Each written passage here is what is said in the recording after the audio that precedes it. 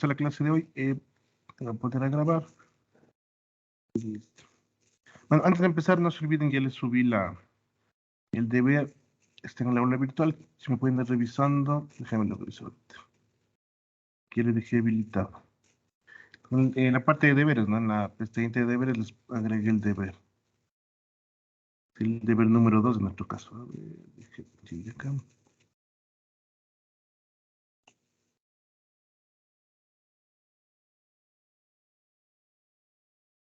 Sí, está como deber 2. Sí, debe estar visible. Ahí están algunos ejercicios respecto a lo que son cargas, voltajes, calcular potencias, calcular energías, etcétera. ¿No? Que habíamos visto los últimos ejercicios en la clase pasada. Bueno, vamos a continuar con la parte de la clase. Ya hemos visto un poquito lo que es la introducción a los errores. Definimos algunos patrones de medida, ¿no? Lo que tiene que ver con el amperio, el ohmio y el voltio. Déjenme les comparto. ¿Dónde está? Acá. Vamos a ver un poquito lo que es teoría de errores, cómo podemos calcular errores, y esto le va a servir también para la parte de la práctica, ¿no? Te he hablado un poquito de los errores y hemos dicho que en el proceso de medición con cualquier dispositivo, independientemente del tipo de variable, no puede ser variable eléctrica u otro tipo de variable, la idea es encontrar una relación del valor asignado a esa medición. Y lo interesante sería que esa medición que tenemos sea un valor real.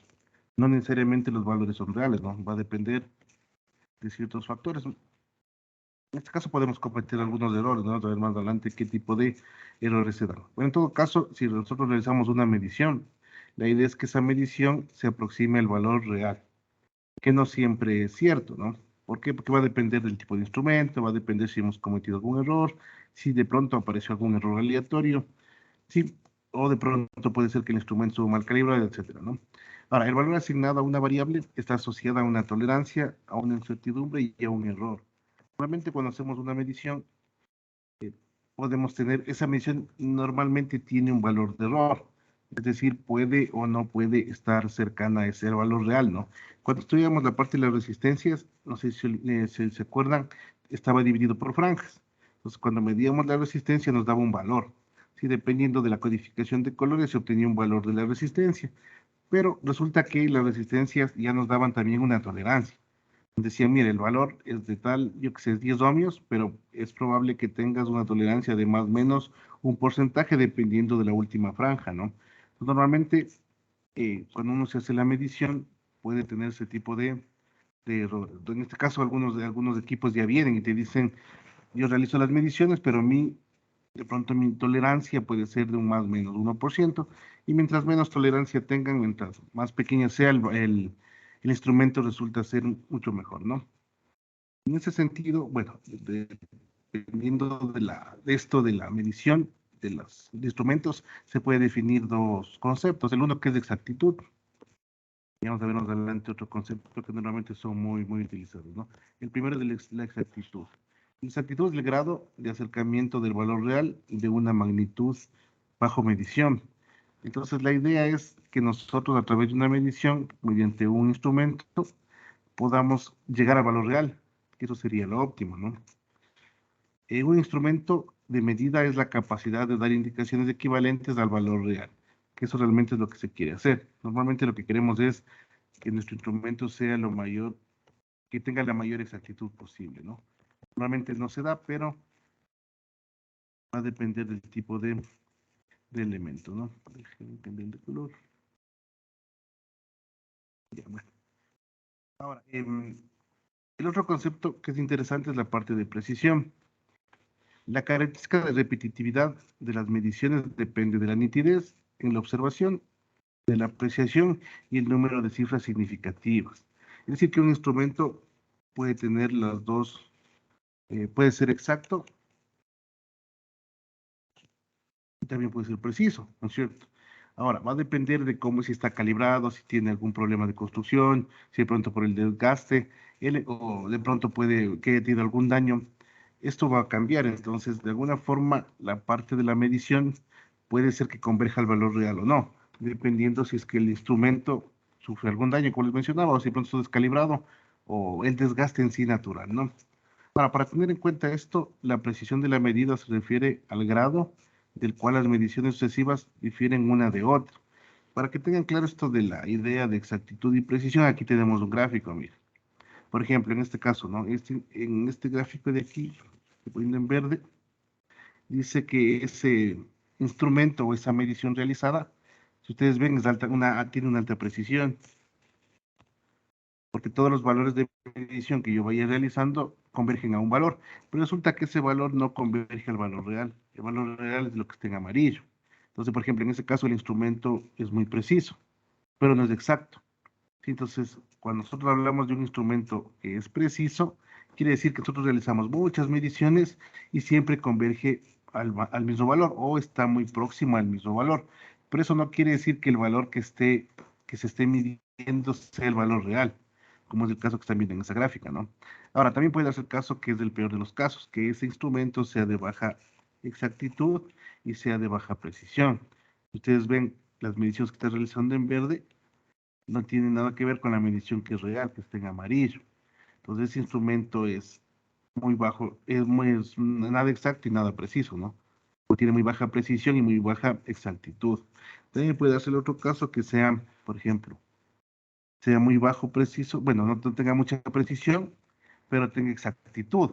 De pronto ahí se está aproximando, ustedes le ven, ¿no? De pronto ahí puede ser interesante sacar un valor promedio, por ejemplo, para tener un valor más cercano a lo real, porque ustedes le ven está alrededor del valor exacto, pero no está realmente en el valor real, ¿no? Lo normal o lo que nosotros queremos en algún instrumento de medida es que sea preciso o que tenga una alta precisión y además tenga una alta exactitud, como vemos aquí en el gráfico, ¿no? Eso resulta sería lo más óptimo. Normalmente no pasa eso, ¿no? Entonces no se olviden, para que tengan la idea, ¿no? Preciso converge a un valor, pero no necesariamente converge al valor real. Sí, lo ideal sería que sea preciso y sea exacto como el caso de este gráfico, ¿no? Estoy poniendo en rojo. Sí, ahora, para que un instrumento sea preciso y sea exacto, obviamente va a depender cómo esté calibrado, ¿no? Y directamente depende del costo, ¿no? Los equipos que normalmente son costosos tienen mayor exactitud y precisión. Ahora, les había mencionado que para esto de la precisión, nosotros queremos tener el valor más real posible o el valor que mayor se aproxime, para lo cual se define algo que se llama cifras significativas de la lectura, ¿no? Entonces, esto establece el grado de precisión de una medida. Entonces, normalmente nosotros de una medición podemos tener de alguna forma una escala y esa escala puede representarnos varios números. Nosotros podemos realizar una medida que tenga un mayor grado de precisión dependiendo del número de cifras que yo pueda leer. Entonces, por ejemplo, ¿cómo se definen las cifras significativas?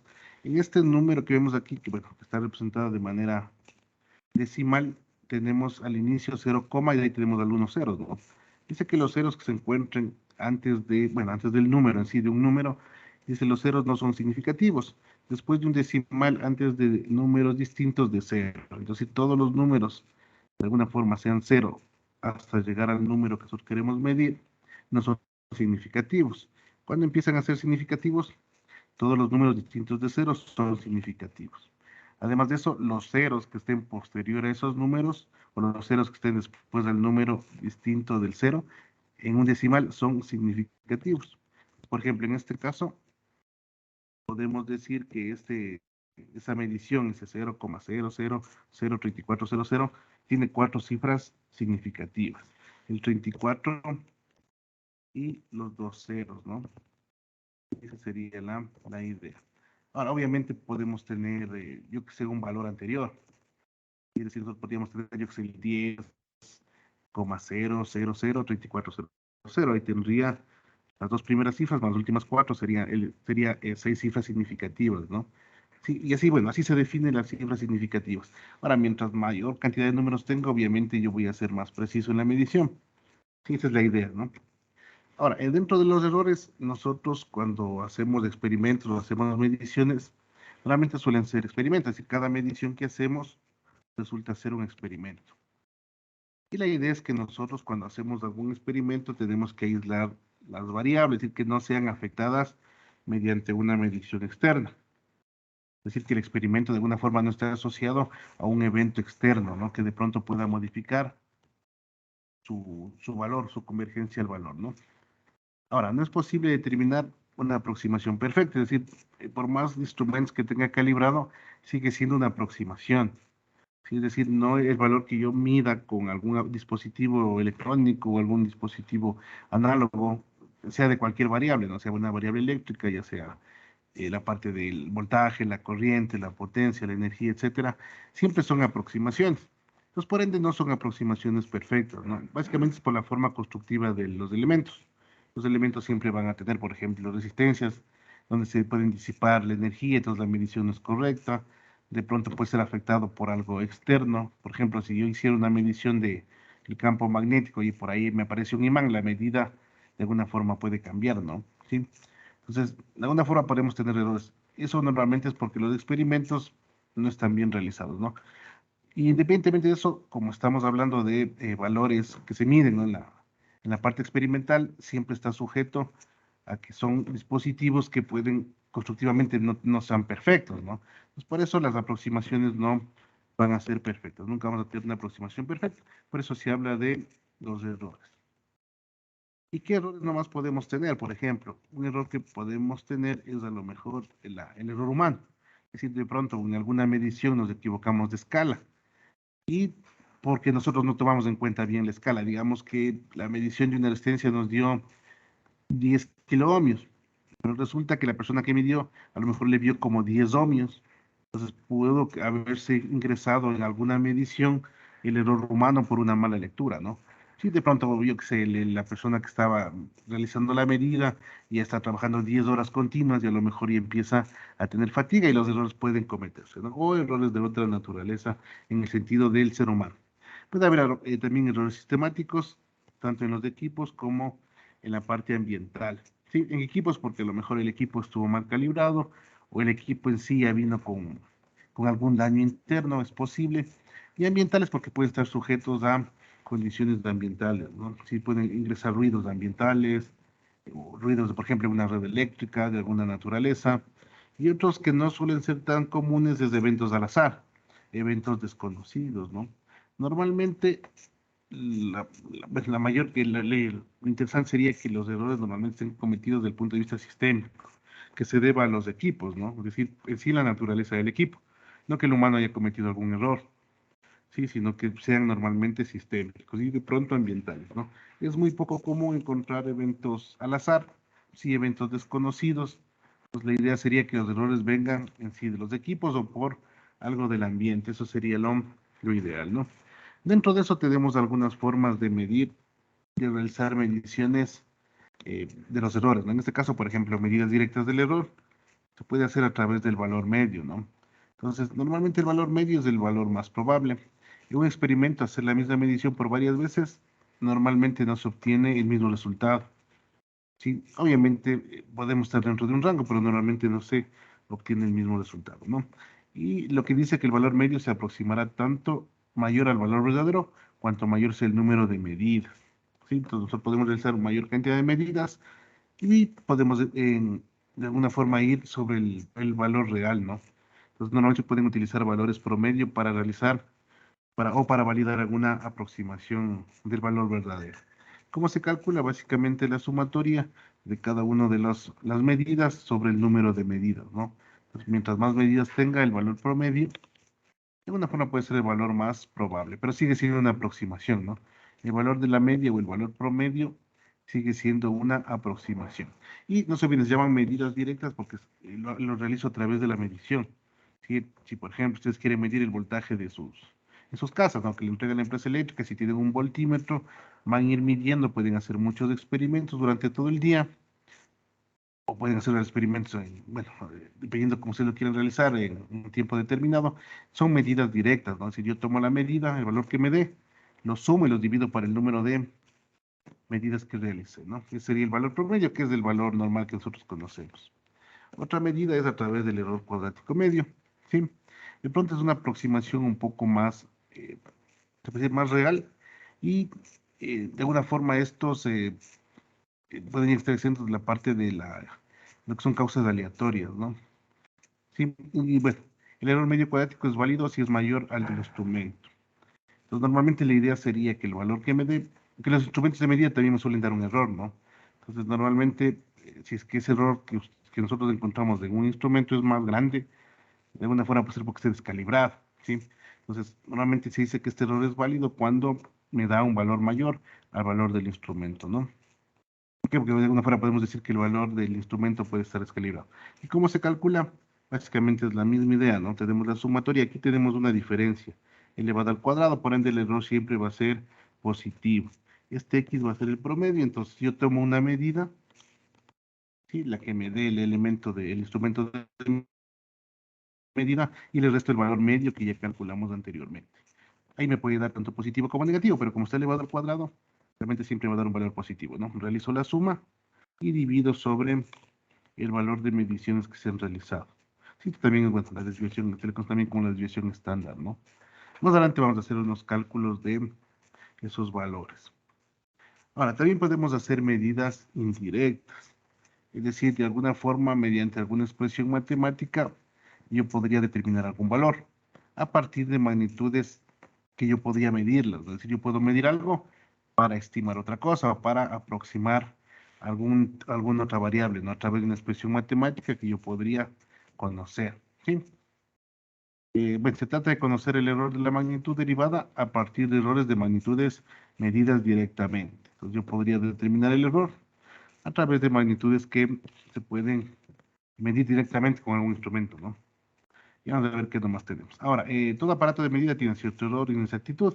Y como les decía, depende básicamente de la forma como está construido, del proceso de calibración y también del desgaste, ¿no? Porque ya utilizarlo durante mucho tiempo lo va a descalibrar, ¿sí? Va a haber un desgaste porque puede haber algún tipo de calentamiento que dañe algún equipo interno, puede haber algún tipo, si es que es un dispositivo de medición mediante algo mecánico, normalmente va a haber desgaste, ¿no? Sí, por la fricción. Nosotros podemos encontrar algunas definiciones de los errores, por ejemplo, el error absoluto.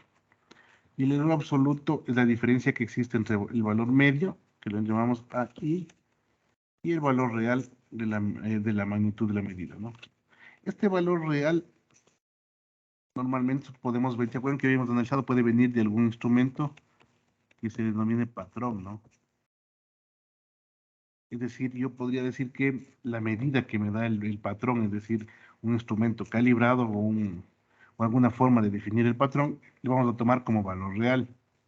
Y lo que me vaya midiendo el dispositivo, lo voy a tomar como el valor o la medida, el valor medido, ¿no? Y eso voy a poder determinar un valor absoluto. ¿Sí? O a su vez podemos asumir que este valor real es un valor que nosotros sabemos que debe tener esa medida, ¿no? Y a partir de eso podemos determinar errores. Pero normalmente este valor real va a venir de un patrón. Y a ese patrón le vamos a tomar como un valor real, porque normalmente ese valor no se va a modificar con el tiempo. ¿Sí? Es decir, siempre va a converger al valor real. ¿Sí? Pues se llama patrón que hemos estudiado en la última clase, ¿no? Este valor de error absoluto puede ser positivo o puede ser negativo, dependiendo si el valor medido es mayor o menor al valor real. Otro valor que no, lo solemos utilizar mucho es el valor relativo. ¿Por qué? Porque de alguna forma tenemos un valor porcentual.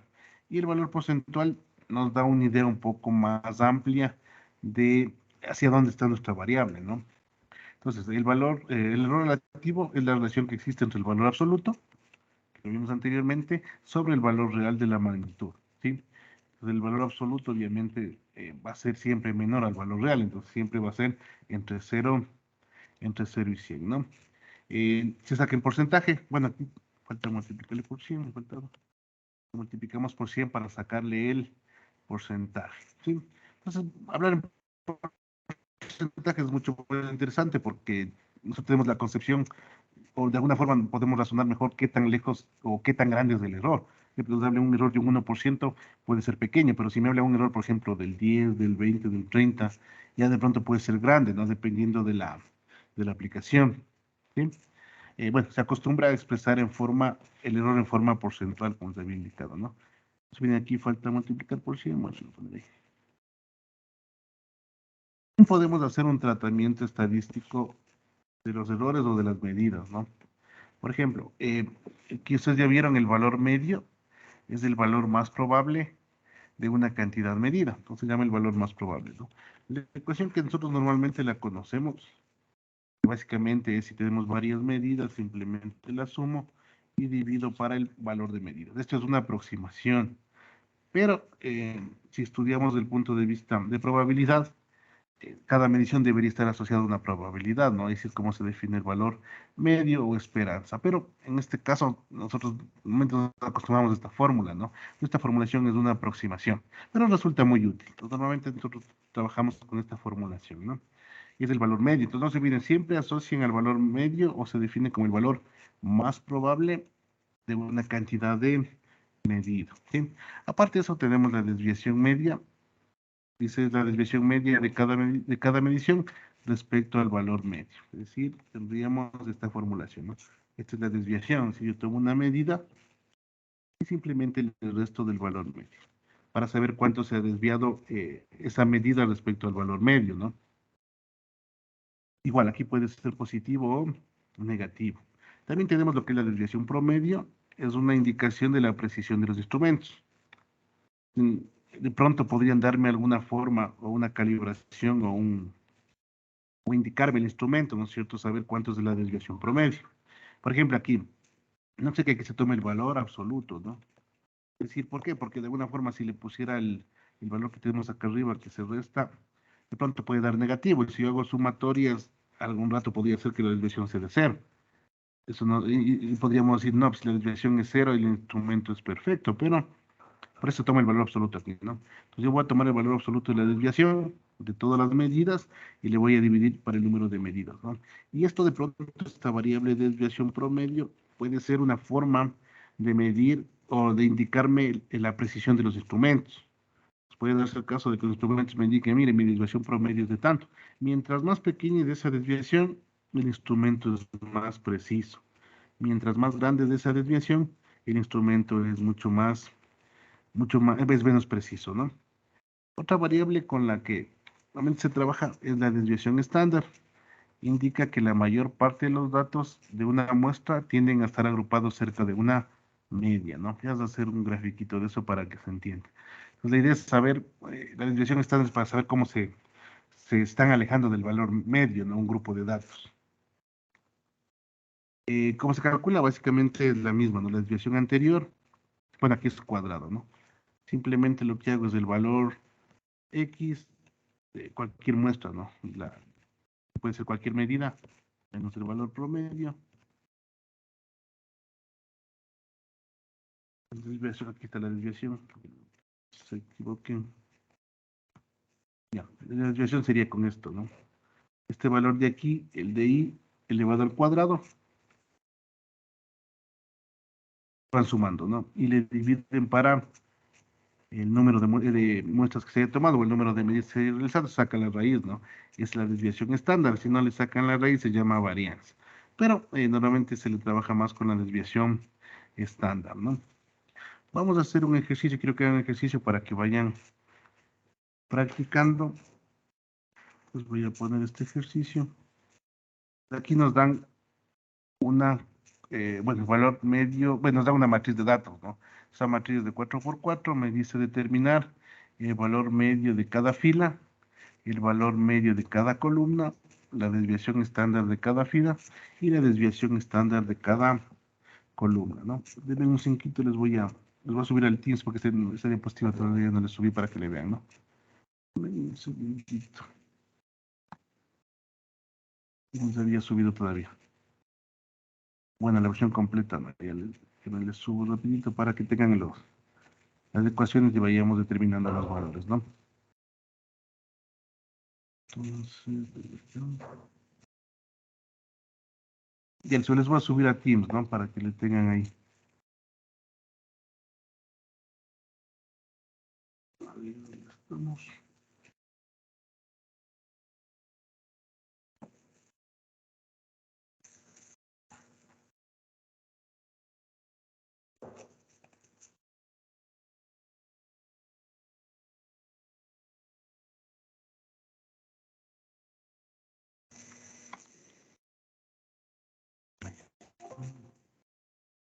Tenemos aquí.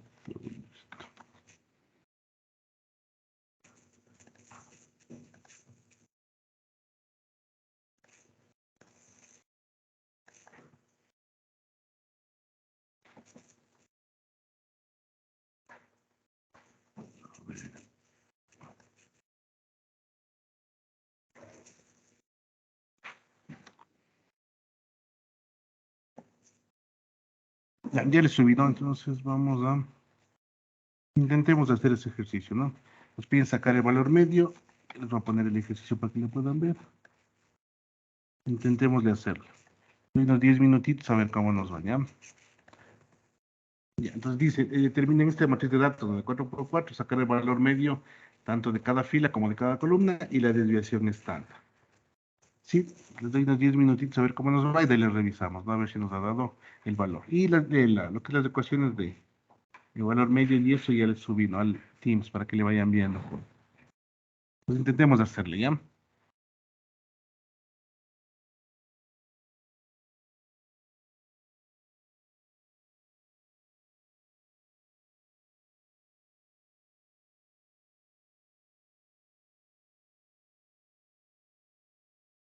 Inge, ¿en qué parte del Teams le subió?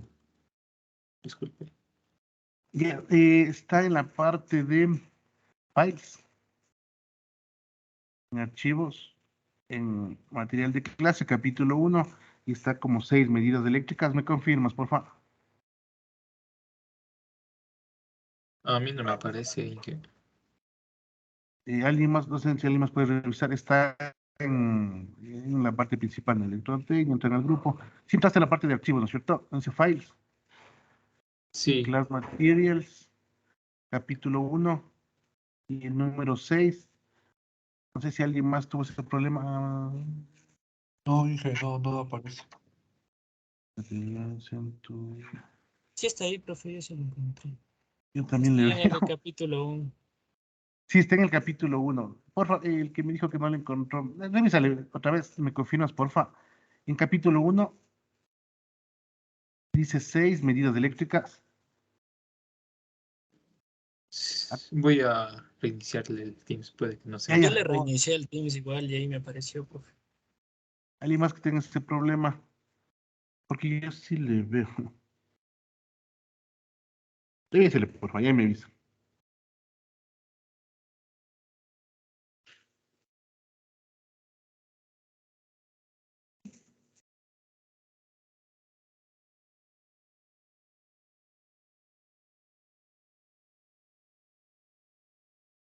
Me confirmas, porfa, ya. No sé si alguien más tuvo ese problema, que no visualice las diapositivas de formato PDF, ¿no? Creo que nadie tuvo ese problema. Tema del compañero.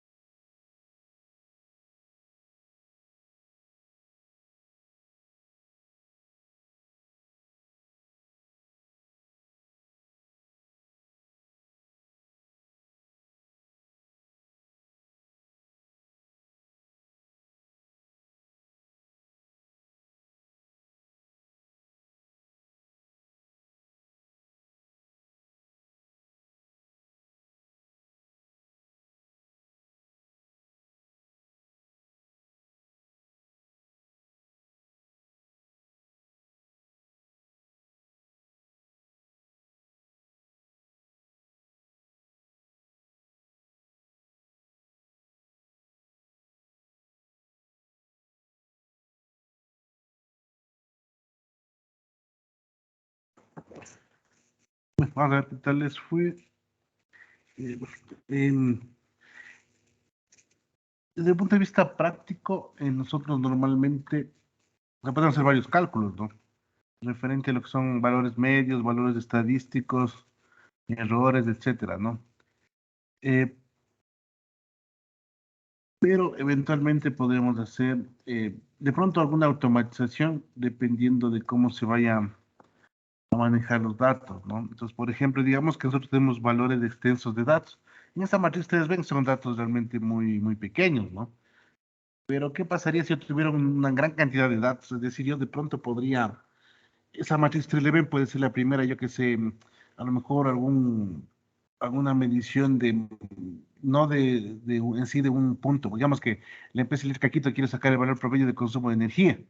La empresa eléctrica Quito tiene cada medidor de la casa. Ustedes van a tener un sinnúmero de datos. Entonces, tratar de calcular eso resultaría gran cantidad de datos. Es decir, a mano no tiene mucho sentido, ¿no? Nosotros debemos empezar ya, por ejemplo, a automatizar ya cuando empecemos a manejar lo que son datos o ustedes vayan a hacer tratamiento de datos.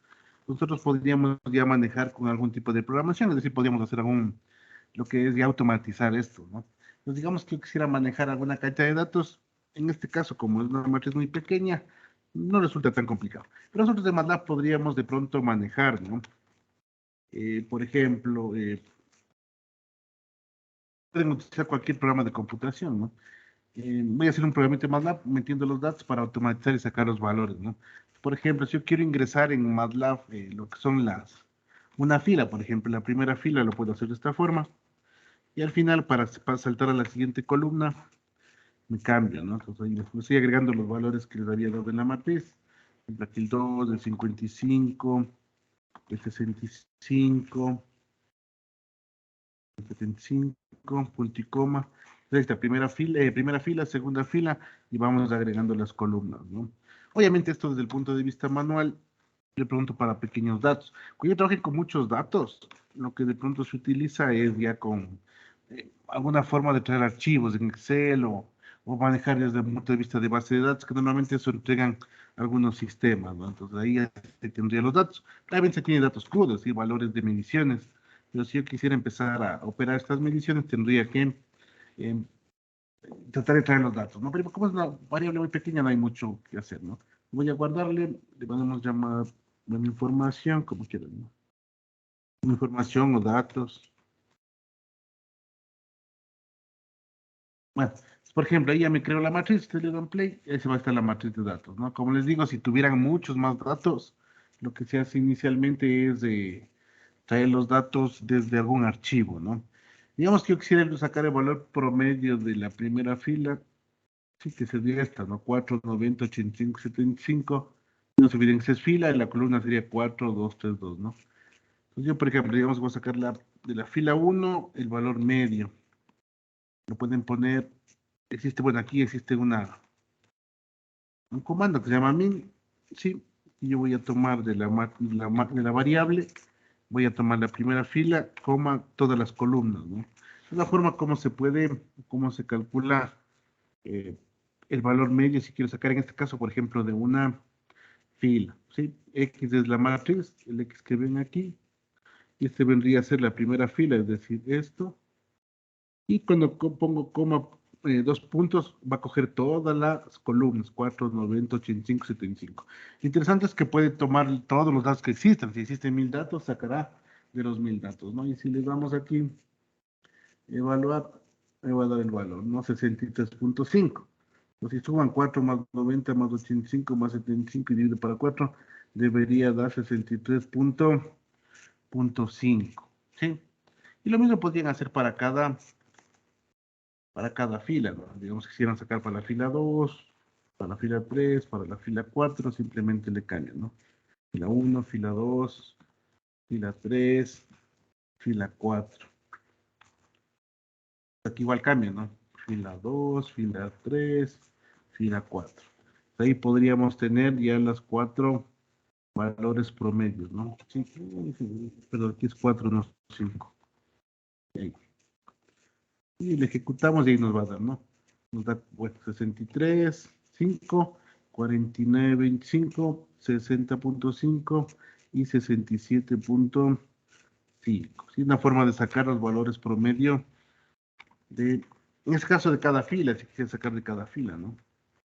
Eventualmente, digamos que quisiera sacar de las columnas, pero digamos que yo quisiera a lo mejor guardar en un vector de valores promedio de cada columna, ¿no?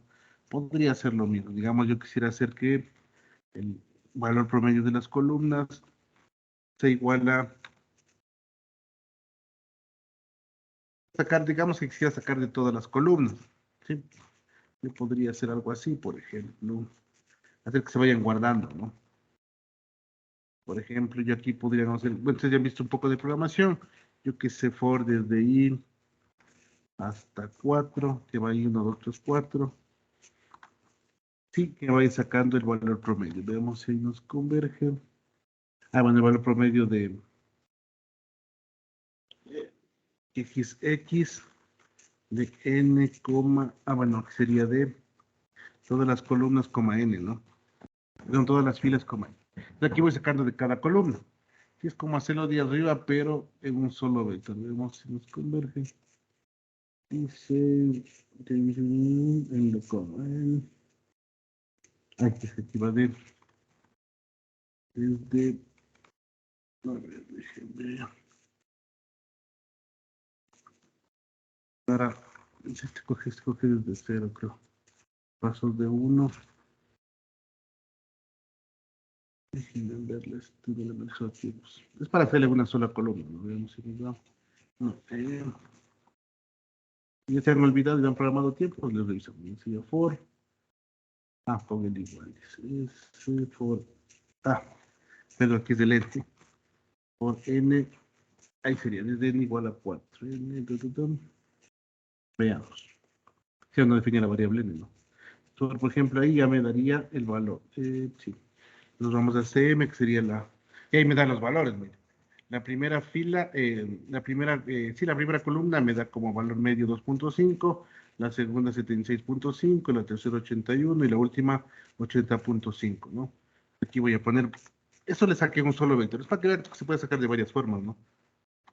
Valor medio de cada columna.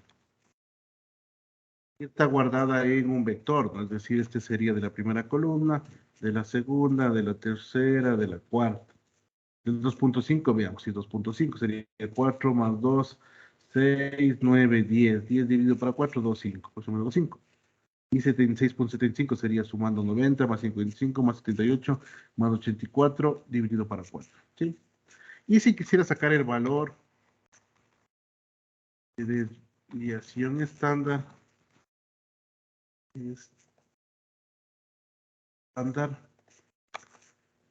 queremos sacarle desde de las filas, le hacemos así. Le llamamos filas, pero en vez de M le voy a poner estándar para que se entienda que son el valor estándar de cada fila, ¿no? Y pues aquí cambiaría porque para que sean filas, cada fila debe moverse y veo todas las columnas, ¿no? Y en vez de ser min, hay un comando que es std, que es desviación estándar, ¿no? Ya me calcularía directamente. Le pueden mandar a correr y le ponen ss y ya les va a calcular, ¿no? Igual, es de la primera fila, de la segunda fila, de la tercera fila y de la cuarta fila, ¿no? Sí, obviamente lo que se sacan de valor medio y luego restándoles y elevando al cuadrado y sumando, ¿no? Si es el valor medio, le resta de la medida, le eleva al cuadrado y le suma. Ahí tenemos, ¿no? Y lo mismo sería para la parte de la desviación estándar. Lo voy a poner aquí, ¿no? Esto sería para la fila. Que le voy a hacer para las columnas. Acá le hice así como más grotesco, se podría decir, ¿no? Cálculo valor medio de la fila. ¿Sí? Cálculo valor medio de cada columna, desviación estándar de la fila. Y para hacer de la columna, simplemente aquí tengo que leer todos los valores, todas las filas y voy cambiando cada columna. Aquí le voy a llamar columna, valor estándar, ¿no? Lo mismo. Evaluamos, le sacamos y tenemos ahí, ¿no? Le voy a dar 1.19, 15, 30, 52, 11, 4601 y 8.542. Ahí pueden comparar con los valores que ustedes determinaron, ¿no?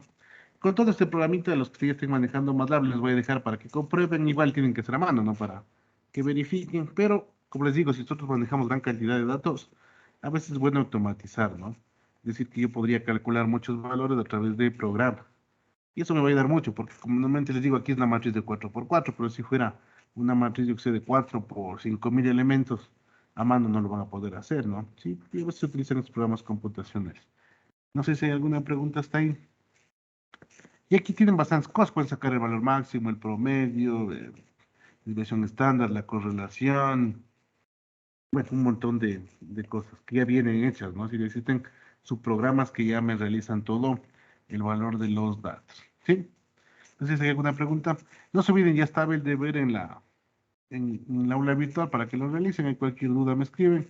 Y el día próximo miércoles sería la prueba, ¿no? Va a ir la parte de teoría, de preguntas de teoría y la parte de ejercicios, ¿no?